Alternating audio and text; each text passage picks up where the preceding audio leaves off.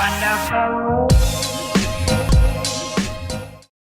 Hello everyone, Ammu here. Welcome to my YouTube channel. I am an RN and I live in Canada. This is my first ever YouTube video.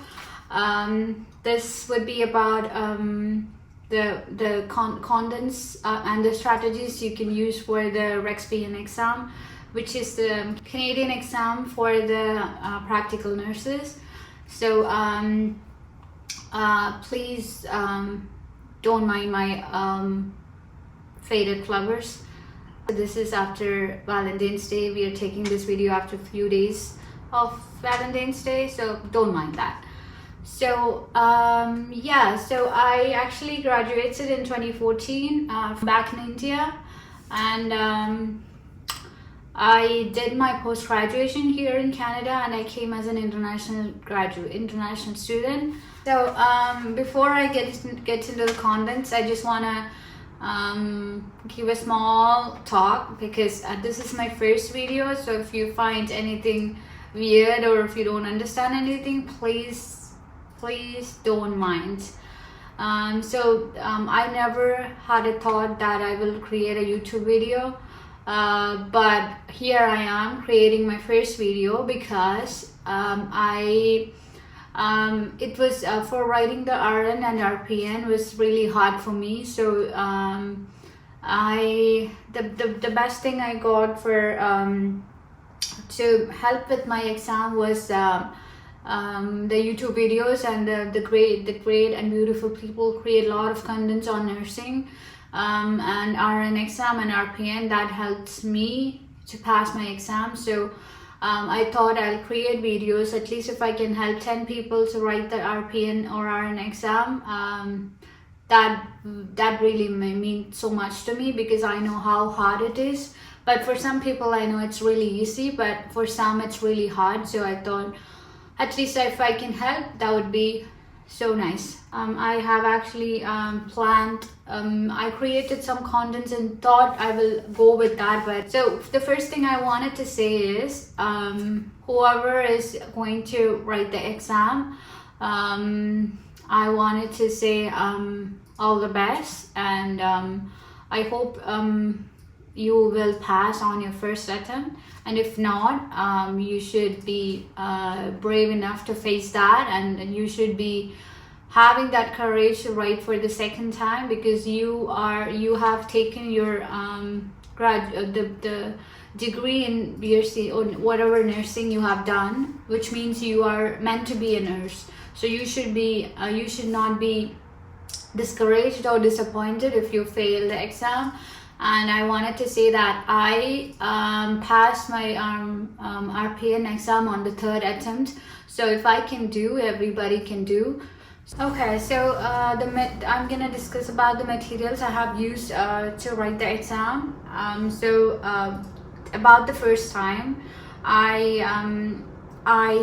what I expected is, I thought it's gonna be easy, and I thought I did my studies in nursing, and that should be enough to write the exam, which is completely wrong.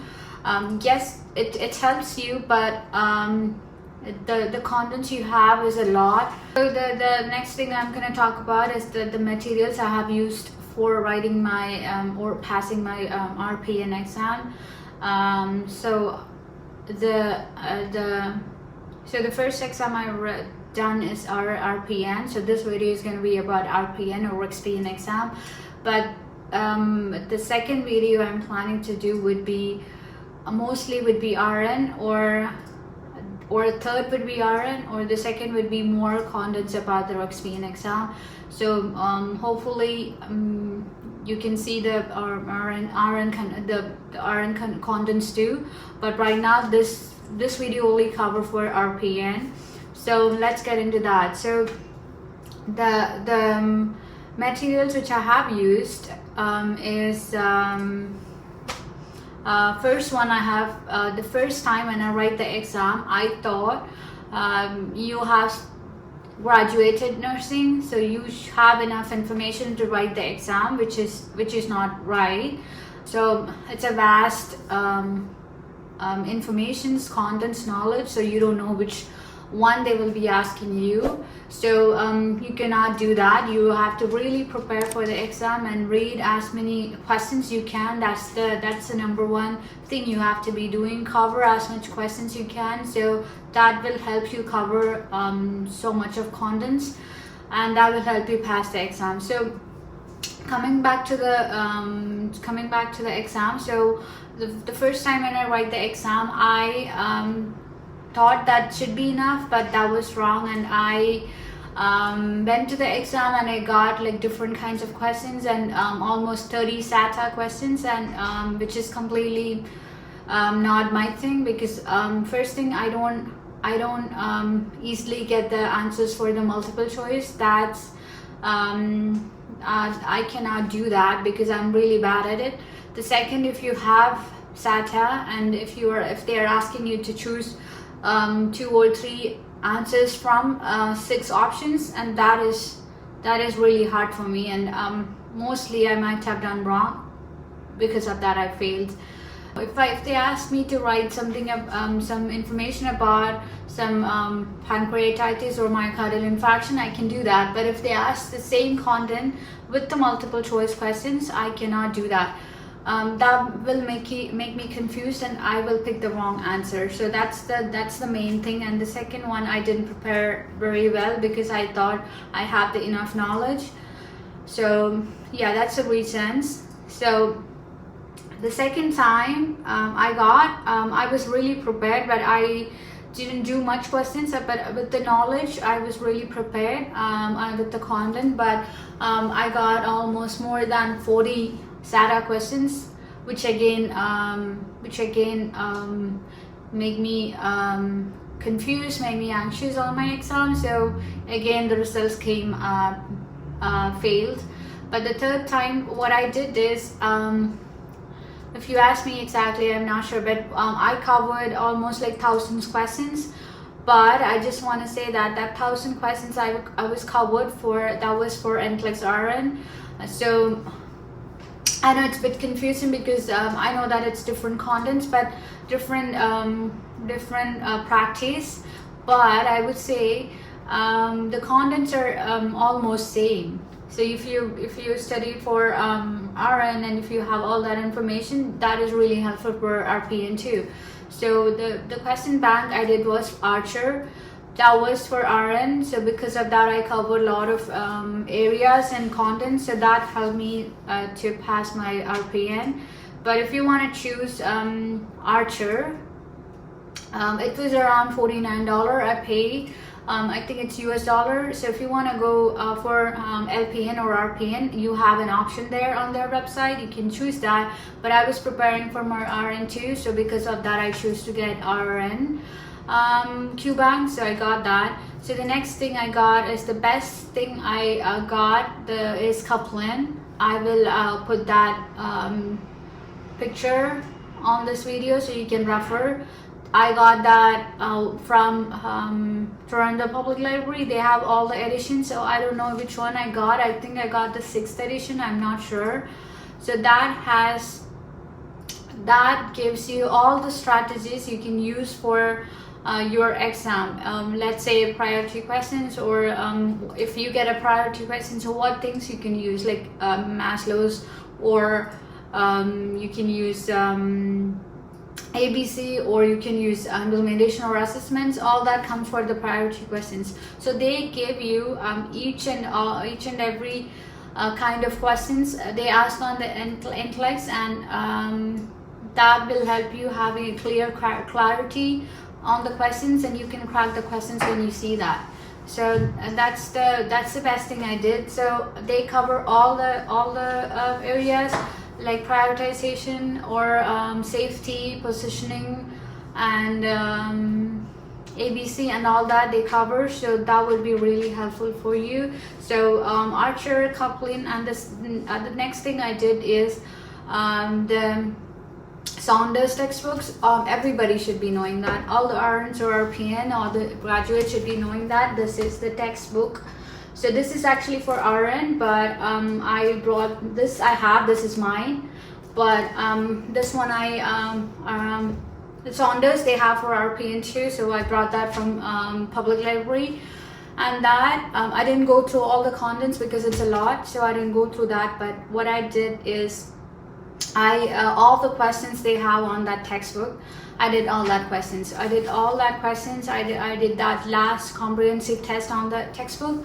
I did that too. So on the text itself, I covered around 500 questions. That I done for practicing more contents, because I feel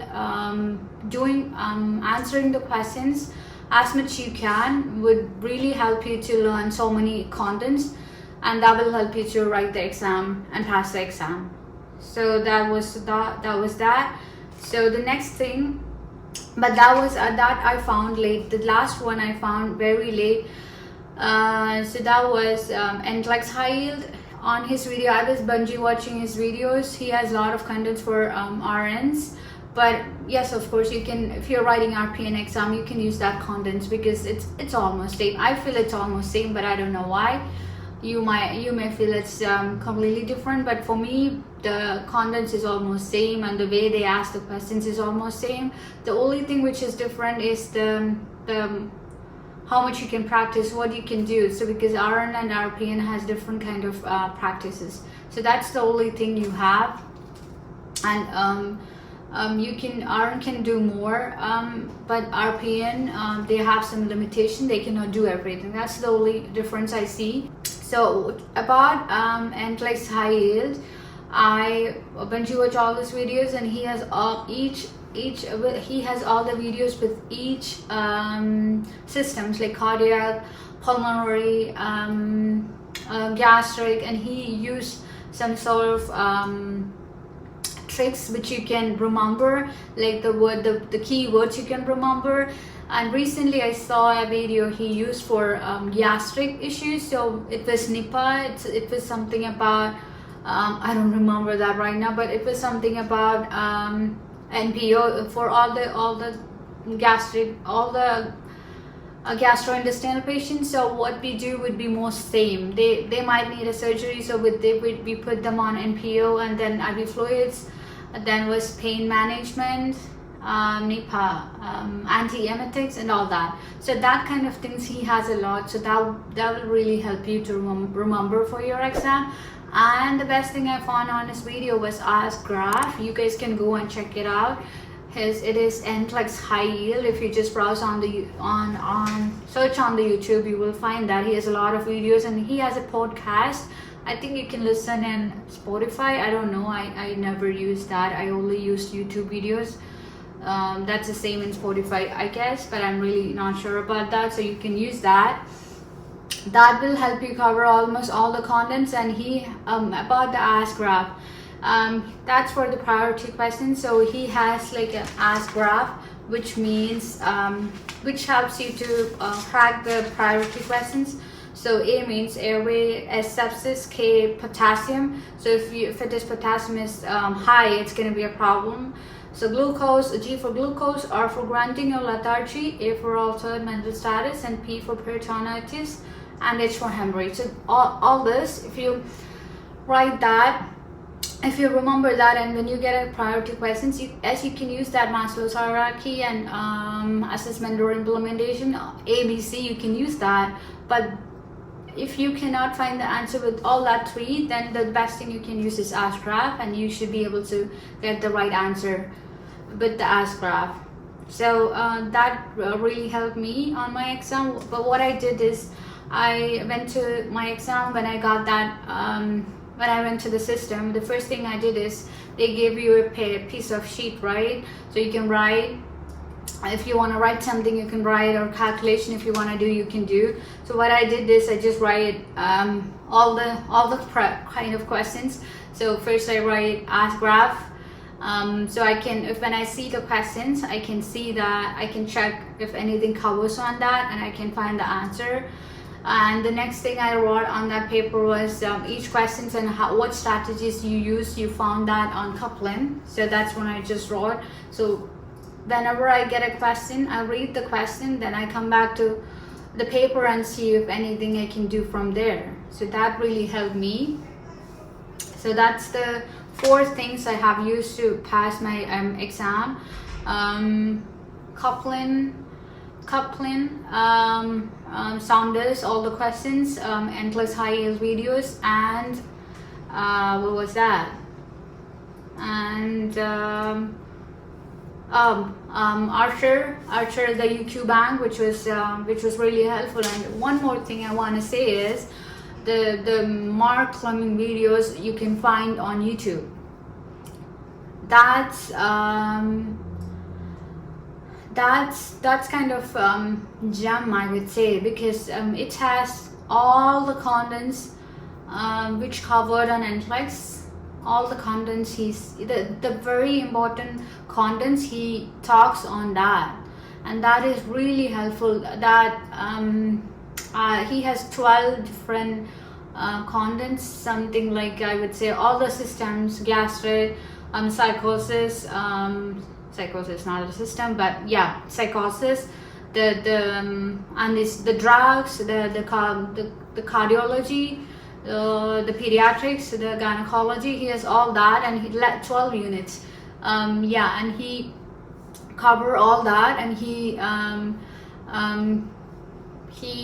gives you all the explanation and how the questions will be asked, all the important things you have to remember, and that is a gem. And when I went to the exam, I felt like almost I can see all the information coming there and here, so that was really helpful. So you can check it out on YouTube. Just if you search for Mark Fleming audio clips or something, you'll get that.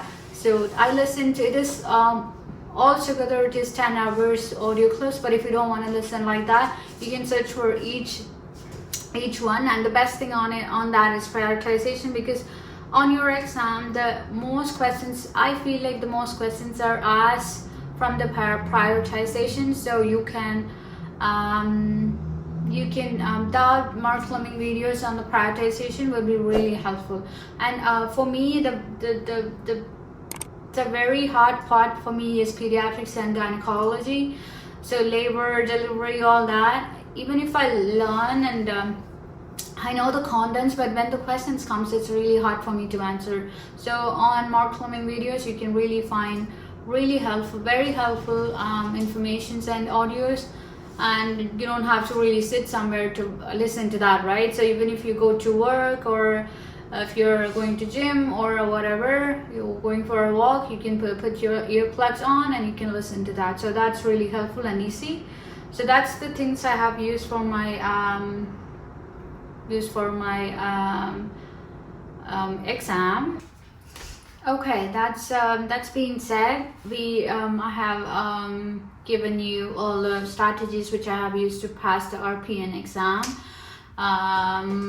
So what I can so other than that, what I would say is, if you ask me how many days I took for writing the exam, I would say I was working at the same time for a 9-to-5 job when I was writing RPN, and I studied the remaining times, and I was having 2 days off, so I was studying on that day too. So I took almost like a month, 4 weeks I would say, but I was not studying for the whole time on a day because I was working 9-to-5. So I was studying, but I did study for a month. The remaining times I was doing I was studying, I was listening to the Mark Fleming videos, I was listening to endless IEL videos. So yeah, almost pretty much like a month I have used to write the exam. I take to write the exam, I take to prepare for the exam. So I would say I really recommend you can do that. But I have heard people doing 10 days, 15 days. Yes, they can do, if they really have knowledge on their contents and everything,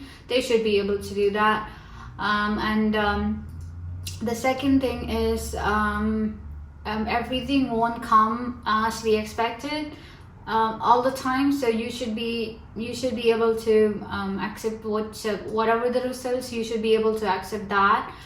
Maybe you will fail once or twice or 3 times, but at the end you will get it. So you have to just believe in yourself and keep going. But I would pray that everybody should pass the exam on the first attempt, but that's not on our hands. It's completely a computerized questions, and they ask you the questions on different different sections, right? So safety, or because CNO gives you some criterias, the requirements or the parts you have to pass.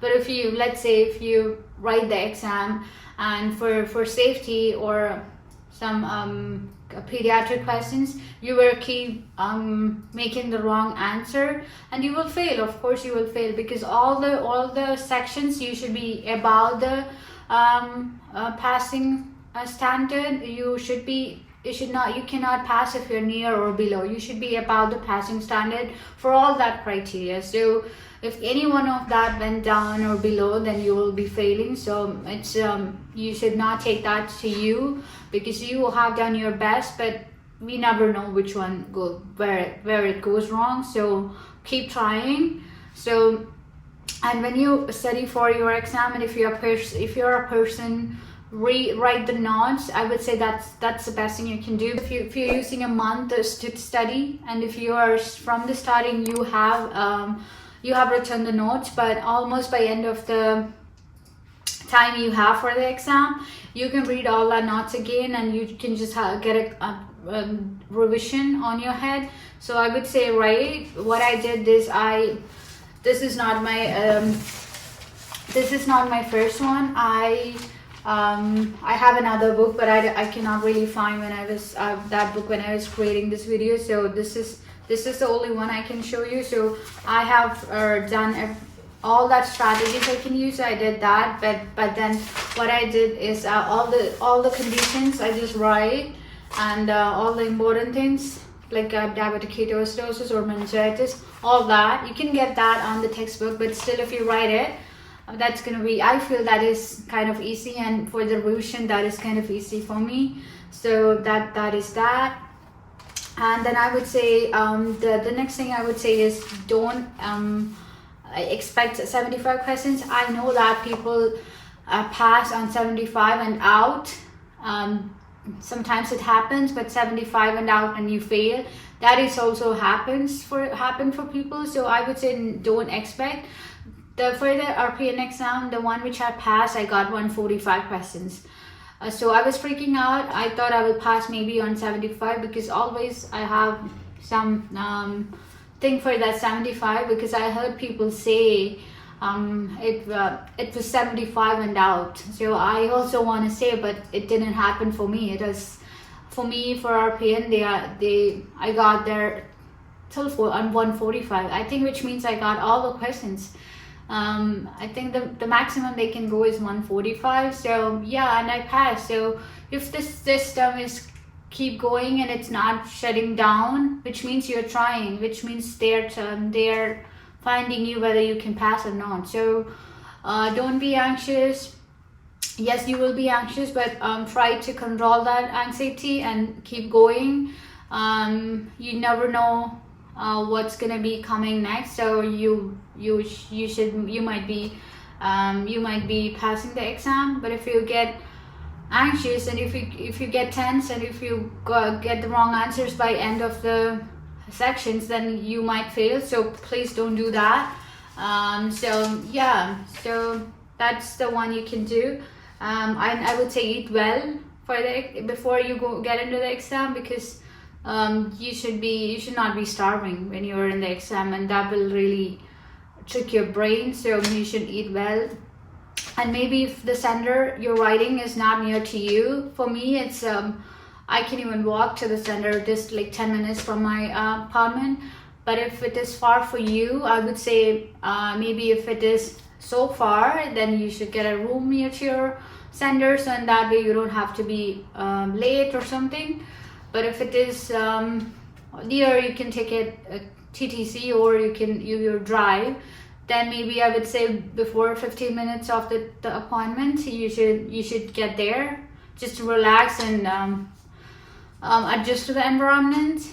So, and the last thing I would say is you're not alone. A lot of people are doing, and I would say if you're doing something in your life and you're in your career, which means you're a brave person and you're a strong person. Many people don't do that. I wish all the very best to the graduates, the new graduates, or the international graduates who are going to write the RPN or an exam this month or coming near future. I wish you all the best, and you will pass on your first attempts, and you should be able to crack the exam. And yeah, man, I hope everybody have a great day, and thank you for watching my video. Bye bye.